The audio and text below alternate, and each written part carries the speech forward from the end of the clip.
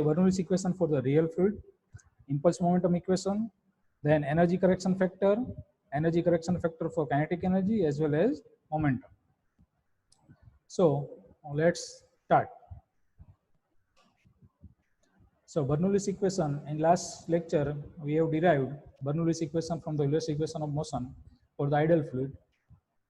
Now for the real fluid. Sorry, this is for ideal fluid. For ideal fluid, let's consider any fluid flowing system. Let's suppose this is a very simple system. Say this is the section number 1 and say this is the section number 2. Then you calculate the total energy of any fluid at section number 1 and the total energy of the fluid at section number 2. Then both at both the points, say here if we consider as a E1, so total energy E1 and total energy E2, then both are equal according to the Bernoulli's equation. How it is? As you calculate E1 for the three head, which is the kinetic head and datum head is direction. Let's consider how to the three head for a particular. Then the kg it is the pressure head and V square by 2g it is the height and z. The pressure head by implementing any pressure measuring instrument, say like any manometer, YouTube manometer, or simply a Burden tube type pressure gauge. So by this way, we can get the equation, intensity of pressure, and we can calculate the pressure head at this section 1. The same way for the calculation of the kinetic head, we must require any type of instrument which is called as a venturimeter or anything else, which gives us the velocity of a particular fluid at a particular section. So by this way we can calculate the velocity here at a V1, and by the calculation of V1 which is by 2g, it is after that Z1 is nothing but the height with some reference. Let's suppose if we after measuring pressure, velocity and Z, so measure the equation energy of this equation. After that, then of the fluid at the section 2, we can calculate and all this energy, then you get total energy. Total energy remain constant throughout the fluid system. Here you only section. If you consider the relate of the fluid, the total energy will remain the same. Yes, but possible later on a section kinetic energy or the pressure energy may be increased or may be decreased, but this is the same. So this is the okay. Now after considering the fluid Bernoulli's equation for the ideal fluid, let's consider for the real fluid. So when you consider for the real fluid always possesses some viscosity and some pressure losses when it flows in respect to the any type of solid surfaces. Then it have always a friction, and that friction will indicate the loss of the energy. So for the real fluid, it is a we have to add some loss of energy here. So this is the sorry friends, let's have pen here. So this is nothing but the HL, which is the energy loss between these two sections. So this is the Bernoulli's equation for the real fluid. Now one important aspect we have to consider when we discuss about the Bernoulli's equation, which is the assumption we have made and derivation of the Euler's equation of motion and so the Bernoulli's equation. So this is helpful when we apply the Bernoulli's equation for any type of fluid system. The assumption made is the fluid is idle and incompressible, so we have not considered the change in density, and it is considered as idle fluid flow. So we have neglected the friction with some solid boundaries, and it does not have possesses any viscosity, and it is considered as a steady flow and continuous flow. So it is again considered as a steady flow. So there is no variation of any fluid parameter like velocity, acceleration with respect to time. So it is considered as steady flow and continuous. So there is no break or there is no fluctuation of the flow. The flow is along the streamline, so dimensional flow. This is also a consideration. So when you are applying in two-dimensional and three-dimensional flow, we have considered different things for that. Is equal to the mean velocity. So this is again the assumption. This is the mean velocity that we will be why it is important. We will be discussed in the further discussion. And last assumption is the fluid has this is the most among all these three assumptions, because we have discussed in the previous session that among the all 5 or 6 forces, we have considered gravity force and pressure force for the sake of simplicity while deriving Euler's equation of motion. So these all are the assumptions. Now the equation. So equation it is basic tool of solution of the problem. As equation lets the problem cannot be solved. So ultimately we can say not solved by the Bernoulli equation only. Moment is the observation of momentum or momentum principle, which states that the net force acting on the mass of the fluid for the change in flow unit direction. So Newton's law for mass times the acceleration. We get mass due by dt, and by that we get the relation differentiation of mass times velocity with respect to time. But mass times velocity is nothing but the momentum. So here we can say force is nothing but the derivation or the change of momentum with respect to time, and which is also called as a momentum principle. And if we write this equation as a f into dt into change in the momentum, this equation is known as a impulse momentum equation, because this is indicates the impulse, say force times the time, force times the time required to apply the force equal to the change in momentum. So this is the impulse momentum equation, which is widely used in the fluid derivation. Now let's see impulse a little bit more about the impulse momentum equation. The impulse of the force F acting on the fluid mass m in a short interval of the time dt is equal to the change of momentum in the direction of force. This is the technical definition or the technical statement of the impulse momentum equation. Now, application of the impulse momentum equation. First, it is used to determine the resultant force acting on the boundary of the flow passages by a stream of the fluid as the stream changes its direction or magnitude, or sometimes maybe both.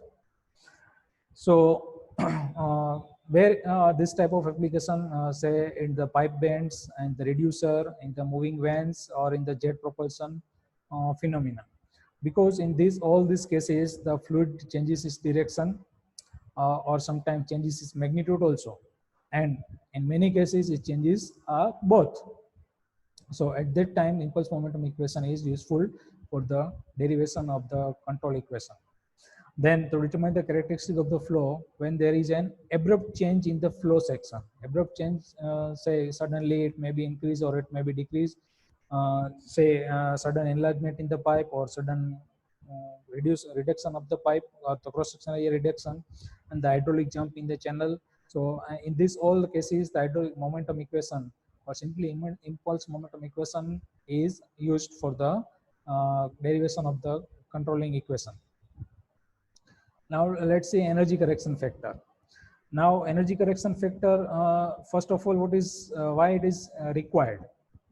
Before going on the energy correction factor, we just discussed why it is required. We have seen before a couple of moments that while deriving the Bernoulli's equation, we have made some assumptions. Assumptions like steady flow, uniform flow. Then we have considered only two forces, gravity forces and pressure forces, and all this, in which we have made one assumption also: the velocity is constant throughout the section, which means we had taken the velocity is constant throughout the cross section, and which is nothing but the average velocity. But in many cases or almost all cases that is not possible at all, because throughout the section, if consider this is the circular pipe, then throughout the section the velocity is not constant.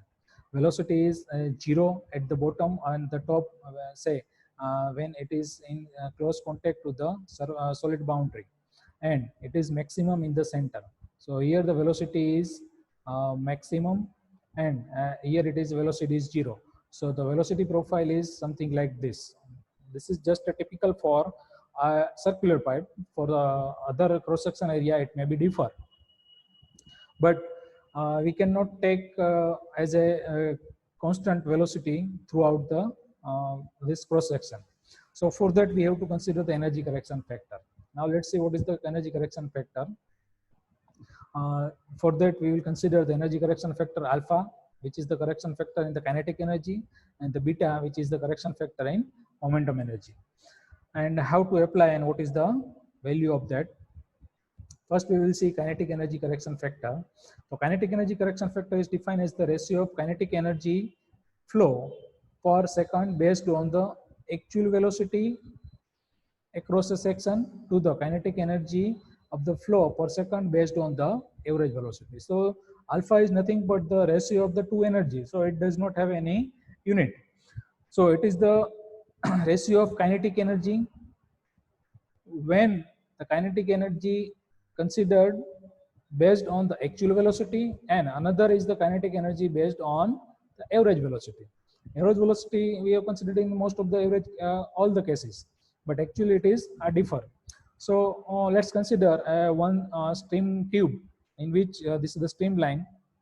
Let's consider the cross section area LL, and across this cross section area the velocity profile is like this. So velocity is vary from here to here, and this is the as this is the stream tube, it not necessary it is a solid boundary. So here velocity is not zero. So here velocity is varying as per the parabolic relation. And let's consider the dA very small elemental area. Then for this small elemental area dA, we can consider the velocity is u. Now let's consider the kinetic energy as per the average velocity and as per the actual velocity. So as per the definition, kinetic energy is nothing but the half times the mass into velocity square. So 1/2 mv square, but here v is considered as a average velocity. Average velocity is u bar. So 1/2 m into u bar square. And what is the mass here? Mass is the nothing but the density times volume. So the volume flow rate. Here it is m is nothing, m is m dot. So it is the mass flow rate. Here the volume flow rate. Volume flow rate is q.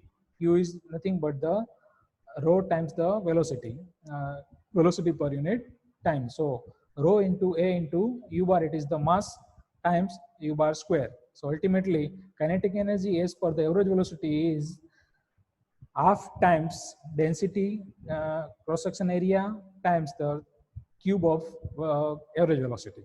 So this is the kinetic energy as per the consideration of average velocity. Now let's see kinetic energy as per the actual velocity. So for that we have to consider the integration. It is half times the dm. It is again nothing but the definition of kinetic energy. It is the 1/2 times mass into velocity square. But velocity here we consider the u, which is nothing but the velocity for this small elemental area dA. For the calculation purpose, we have to consider we have to take integration all over the section, say which is the cross section area A. So here 1/2 dm into u square, put the value of m, which is the m into dA into u, say area into velocity times the density into u square. So equal to rho by 2, which is the constant. So we can take out from the integration sign. Then the third power of u times a small area dA.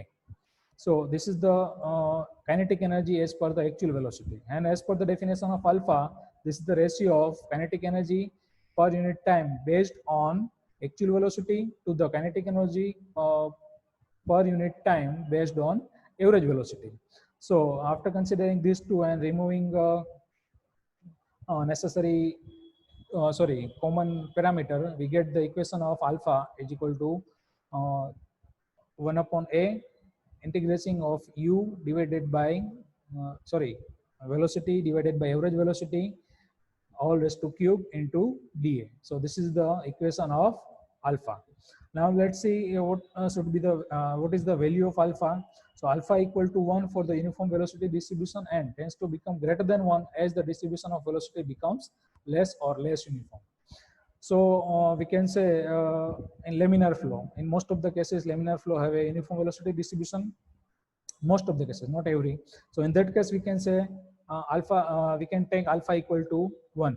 Say there is no difference in average velocity and the actual velocity, and alpha is greater than 1, say 1.02 to 1.15 for the turbulent flow, in which velocity is very high and it is vary or across the section. And alpha equal to 2 for the laminar flow, because in the laminar flow, the velocity which is in contact of surface, solid surface, it is equal to 0, and it is maximum on the surface, in the center of the pipe. It may be noted that in most of the fluid mechanics computations, alpha is taken as a 1 without introducing much error, since the velocity is a small percentage of an total head. So in most of the practical application, we will consider alpha as a 1. But when you go for any research or development work, then we have to consider alpha. So this is the kinetic energy correction factor. Now let's see momentum energy correction factor. It is defined as the momentum of flow per second based on the actual velocity to the momentum of the flow based on the average velocity. It is denoted as a B. So as per the definition, beta. Beta is the definition momentum of energy per actual velocity. So as per the definition of momentum of the fluid, it is the mass times the velocity. But when you consider the momentum of fluids based on the average velocity, it is the mass times average velocity. So it is equal to mass equal to density times area into velocity. So it is equal to density into area into u bar square. This is the momentum as per the average velocity. Now let's take momentum as per the actual velocity. So the actual momentum or true momentum across the section LL we have considered previously. So it is the dm into u, say mass times velocity. So mass equal to rho into dA into u. So here d in rho into dA times u square. Now let's derive the equation of beta. Beta is the integration of rho u square into dA divided by rho a into u bar square, and so thus we get the relation of beta like this, and the value of beta is 1 for the uniform flow. It is greater than 1, say 1.01 to 1.07 for the turbulent flow, and for the laminar flow it is 1.33. And the value of beta may be greater for the open channel flow, and in most of the cases beta is taken as 1, as we have discussed earlier. Now let's see the moment of momentum equation. So moment of momentum equation is derived from the momentum principle, which states that resultant torque acting on the rotating fluid is equal to the rate of change of moment of momentum. So let's consider the two different sections, and we will see the momentum at the section 1 and momentum at section 2. So the momentum of fluid at section 1, let's suppose any fluidic system. This is section 1 and this is section 2, nothing else. So momentum is mass times the velocity. So mass is equal to rho into q, which is nothing but the discharge, say volume flow rate per unit time, and times the velocity at section 1, it is v1. Then this momentum per second, which is the rho q v1 times r1. So it is mostly in the cases when the fluid flow is rotating or it has some curvature.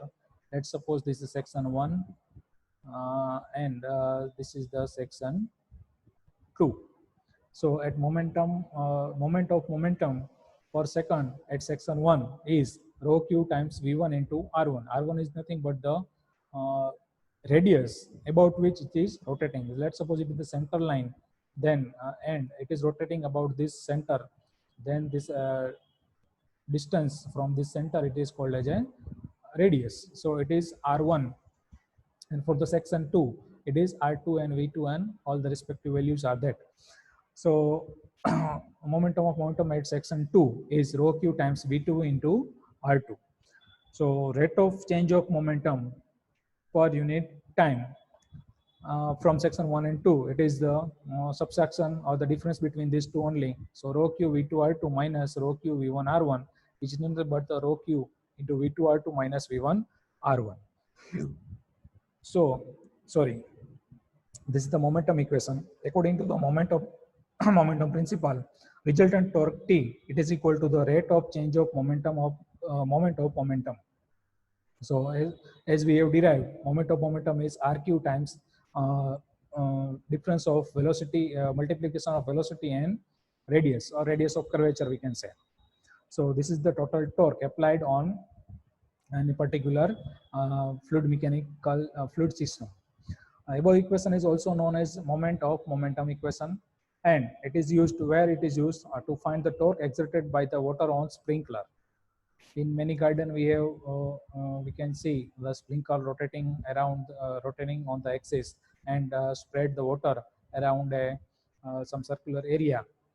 So in that area, this equation is used to calculate the torque and to analyze the flow problem in turbine and centrifugal pumps, because in that turbine and centrifugal pump the fluid is rotating in motion. In turbine also it rotates, in centrifugal pumps it also rotates and have some kinetic energy and some pressure variation also. So in the derivation or the controlling problem or controlling equation, we can see, we have to use the moment of momentum equation. So that is all for today. Now let's summarize what we have seen today. We have started with the application of Bernoulli's equation for the real fluid, and after that impulse momentum equation, then energy correction factor, and we have seen energy correction factor for kinetic energy as well as momentum. And lastly, we have seen the moment of momentum equation and the application of moment of momentum equation. So that is all for today, friends. Thank you.